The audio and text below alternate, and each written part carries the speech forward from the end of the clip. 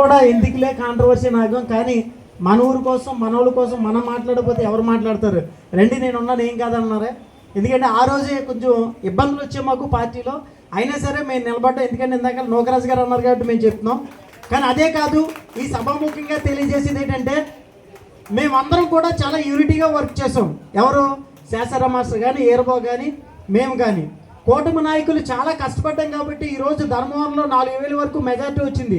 ఎప్పుడూ రాలేదు. కానీ విని ఎరగని మెజార్టీ మన ధర్మవరంలో ఎమ్మెల్యే ఎలక్షన్లో రావడం అనేది చాలా గ్రేట్. అంతలా రావడానికి కారణం యూత్. ఎందుకంటే కొత్తగా వచ్చినటువంటి రాజకీయాల్లోకి వీళ్ళంతా కూడా అందరినీ కలిపిపోదామనే మనస్తత్వం తప్ప ఊర్లో ఆదాయం ఎలాగుంది, ఏ ఆదాయం ఎక్కడి నుంచి వస్తుంది, దాన్ని ఏ విధంగా దోచేద్దాం, పెద్దలైపోవద్దు అన్నది కాదు. ఎందుకంటే ఇందాక నోకరాజు గారు ఒక మాట అన్నారు, నాయకత్వం అంటే నలుగురికి ఉపయోగపడాలి, నలుగురికి మేలు చేయాలి, ఊరు బాగుపడాలి. మా నినాదం అదే. ఆ రోజు నేను సర్పంచ్గా పోటీ చేసినప్పుడు కూడా ఒకటే చెప్పా, గ్రామ అభివృద్ధి నా ప్రథమ ధ్యేయం తప్ప ఇది నేను ఒక ఉద్యోగం వదిలేసి ఇంకో ఉద్యోగం వస్తుంది డబ్బులు కలెక్ట్ చేసుకుందామని కాదని నేను అన్నాను. ఆ రోజు ఎవరైనా సరే ముందుకు వస్తే నా చెక్ పవర్ ఇచ్చేస్తాను, నాకు పరిపాలన తప్ప ఇంకేమి ఏ కాంట్రాక్ట్ కూడా నాకు వద్దని చెప్పా.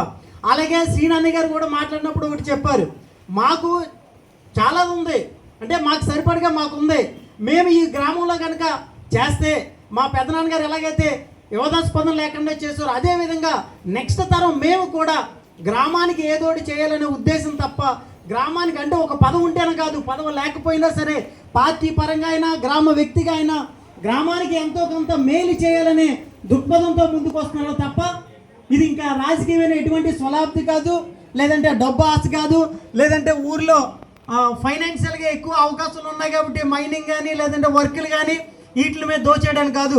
10 మందికి మేలు చేసేవారు 10 మంది వెనకాల నిలబడి నేనున్నామని భరోసా ఇచ్చేవాళ్ళు తప్ప ఇంకోటి కాదని తెలియజేస్తూ, అలాగే మేము కూడా ఇక్కడ కష్టపడే ప్రతి ఒక్కరు కూటమి నాయకులు అందరూ ఐక్యతతో ముందుకెళ్తూ ప్రతి కార్యక్రమాన్ని ఈ గ్రామంలో ఉన్న